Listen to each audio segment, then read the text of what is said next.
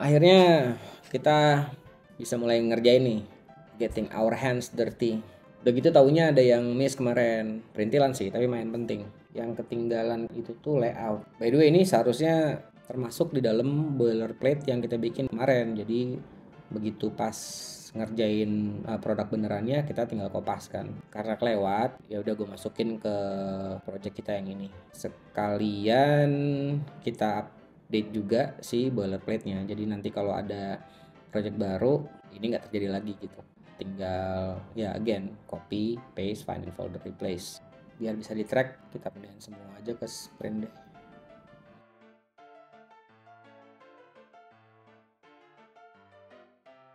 Nah, kita perlu ini supaya bisa connect ke repo. Di administrator. Jadi at least harus ada satu administrator di sini supaya ini awesome. Yang kayak gue bilang kemarin ya, bisa sih dia connect ke yang lain, tapi ya gini nih, kayak GitHub dia harus enterprise. Di sini seharusnya kita bisa langsung connectin itu, create branch. Kelihatan nggak? Oh, nggak kelihatan. Nih, jadi setiap kali kerja kita create branch. Sekarang kita bikin repositorinya.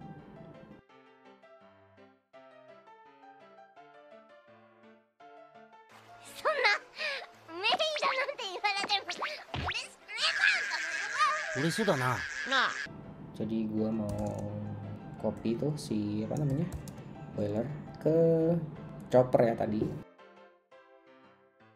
Kita hapus dulu. Folder gitnya udah dihapus. Sekarang kita git init. Oke, terus git add. Commit. Visual commit. Oke, terus kita add si ini nih originnya biar dia tahu ngepostnya kemana. Oke, terus tadi udah gitu, sekarang kita push min u.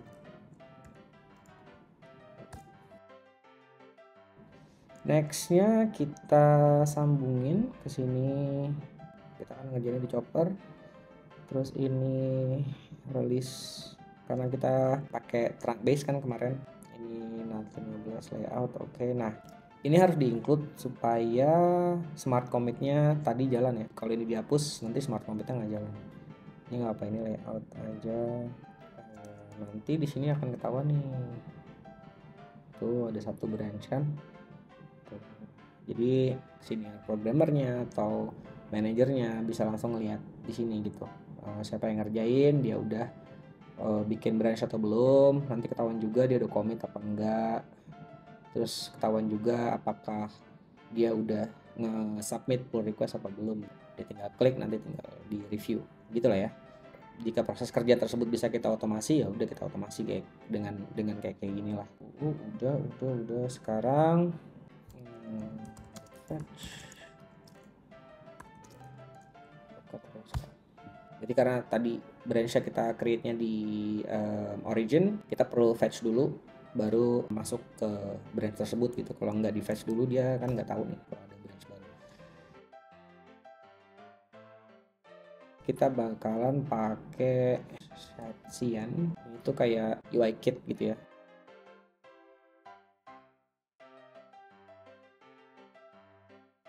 Ini fitur barunya si Shatsian sih, jadi jujur gue belum pernah nyobain.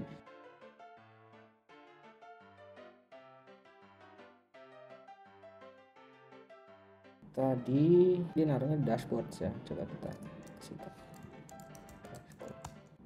Oh, this is nice. Ingat, commit often.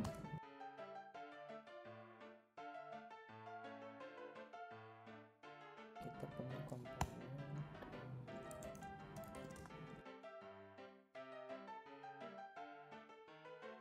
Terus tadi di sini yang ada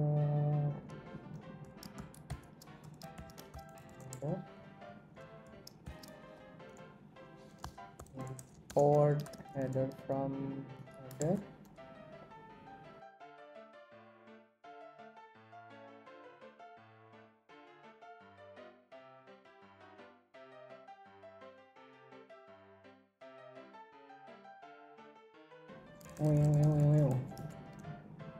Oke, bener ya. Masih jalan, yuk kita pindahin ke folder komponen. Sabar. Jadi kita rapihin juga folder components-nya buat ngebedain yang mana yang si shad cyan, yang mana yang kita bikin sendiri lah ya, custom kita sendiri. Di sini gue mau bikin sidebar, ini gue mau pindahin sini. Oh yes.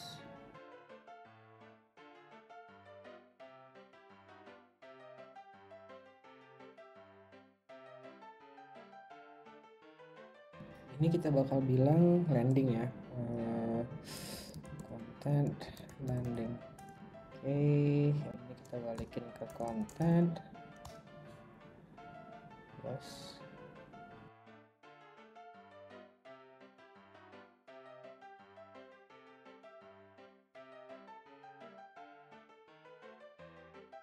Nah, ini kita layout aja, layout component up layout.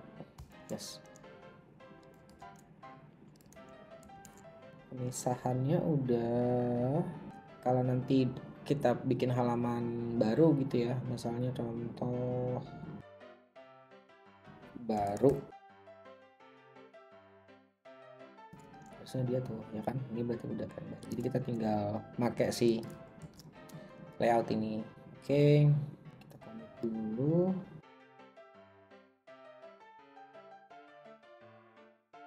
Kita bikin authentication sama authorizationnya jalan. Jadi nanti tuh di sini kalau belum ke login,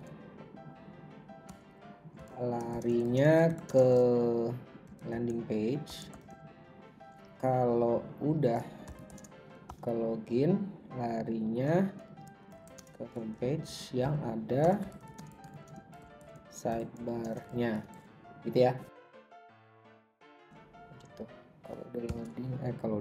Kalau udah login dia ke atas.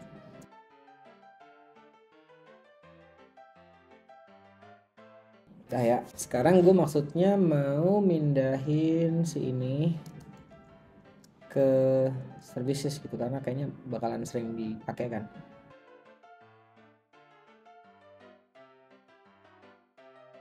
Commit setiap kali selesai ngerjain, kan kita udah ngebagi tuh tadi step-step kerjaannya, nggak langsung sekaligus kita kerjain semua, tapi satu-satu tuh. Pertama kita tadi apa, milih layoutnya, terus kan itu udah selesai, kita commit tadi tuh. Habis itu pecah jadi individual components, kita commit lagi. Nah, terus barusan nge-switch antara authenticated atau enggak. Kalau udah login larinya ke yang ada sidebarnya, kalau belum login larinya ke yang belum ada sidebarnya atau ke landing page. Nah, ini kita commit lagi. Wait, kayaknya nggak perlu ya. Bentar deh, kita modify dikit kali ya. Jalan ya, commit lagi deh. Habis ini kita bikin sign in page.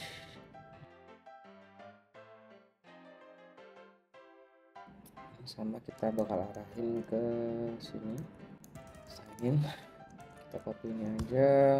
Jadi logiknya kalau dia manual ke halaman sign in, harusnya kan di redirect balik ya ke halaman home lah.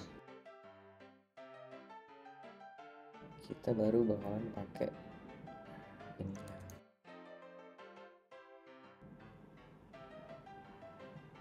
Oke, nice.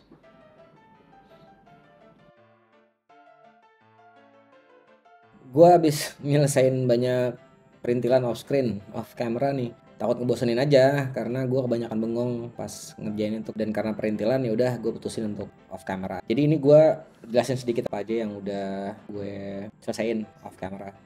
Pertama tuh sidebar ini nih, kan kemarin kita udah install tuh yang sidebar 8 gitu, kita install yang ini kan kemarin kan.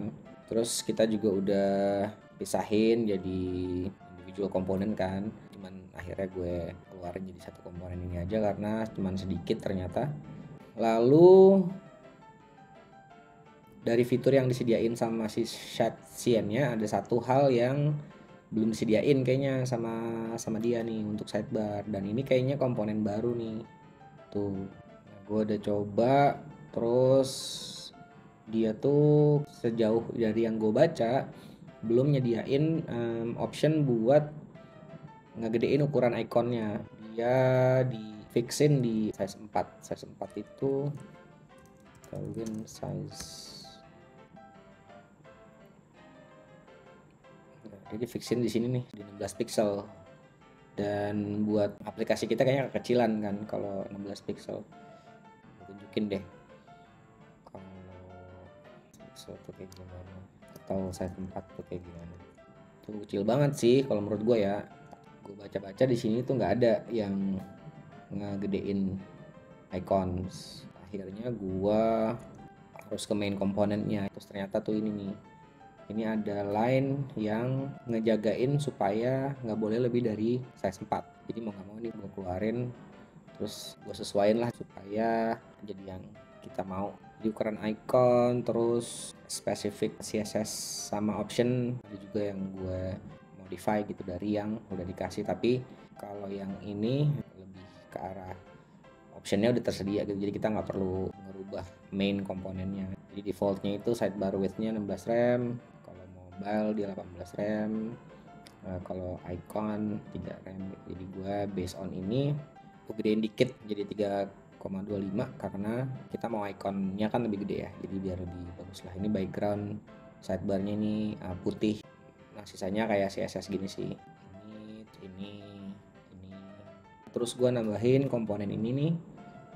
Untuk development dia berguna banget karena dia ngasih tahu kita lagi screennya di apa, LG kah, MD kah, atau SM. Jadi ngebantuin pas kita perlu nentuin CSS-nya lah, kalau mobile tampilannya gimana dan segala macam. Khususnya nanti ini sidebar kan kalau mobile dia hilang nih. Nah gue rencana si sidebarnya gue mau jadiin bottom navigation gitu, tapi itu nantilah sambil jalan. Tuh komponen screen size, terus landing page. Nah ini basically gua dari sini komponennya si Tailwind dia ada list of landing page, terus gua pilihnya yang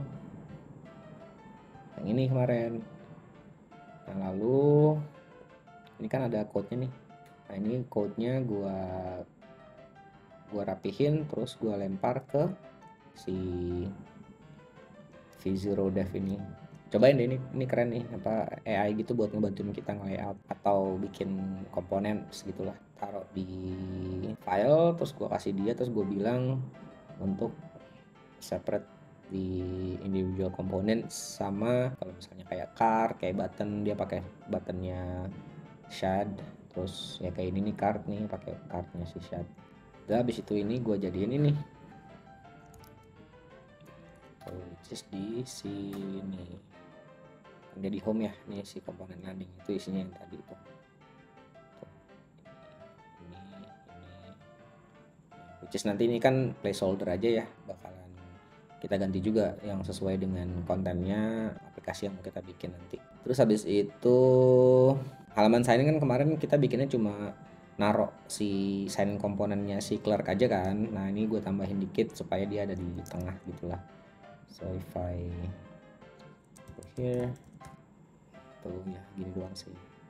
Sign in komponen udah, terus sama logo gue putusin pakai ini heartbeat gitu ya. Nah itu gue ambil dari ini activity icon. Jadi kan kayaknya senada dengan apa yang mau kita bikin kan. Terus si komponennya itu karena dia dipakai di mana-mana, ada beberapa tempat gitu ya pakai dia, kayak di sini sama di halaman depan tadi. Jadi gua bikin dia jadi separate komponen gini. Udah sih ya, kayaknya itu aja yang off camera. Sekarang kita lanjut nih bikin user menu. Jadi buat dia logout kalau udah login, terus mungkin settings di situ juga, kayak billing nanti di situ juga, plannya dia di situ juga gitu. Gue mau pakai komponen yang udah disediain sama clerk. Oh ini dia, user button. Kita login lagi ya. Nih kita mau ganti yang ini nih. Is this one. Kita show name-nya yang di atas elements-nya, elements appearance. Oke. Si clerk tuh di sini kita bisa tambahin nih menu sendiri. Jadi mungkin nanti kayak yang tadi gue bilang billing, settings gitu-gitu mungkin akan gue taruh di sini. Sekarang kita biarin aja gini ya. Udah wait.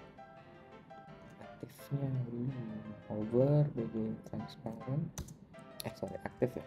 Aktif. BG transparent.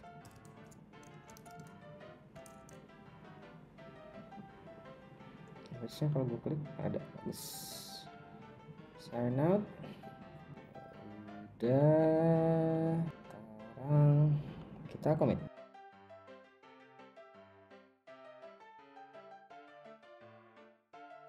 Nah gini nih, kalau misalnya ngerjain sekali banyak gitu bakalan apa ya, mancing banyak kesalahan lah. Ya ini gue terpaksa karena kalau gue komit satu-satu gitu kayak cyber selesai gue komit, nanti gue nggak bisa ngasih lihat file apa yang berubah gitu kan. Kalau enggak juga gue akan tetap komit satu-satu kok.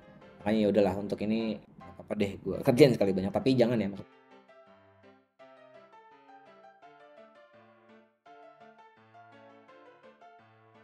Ini harusnya udah.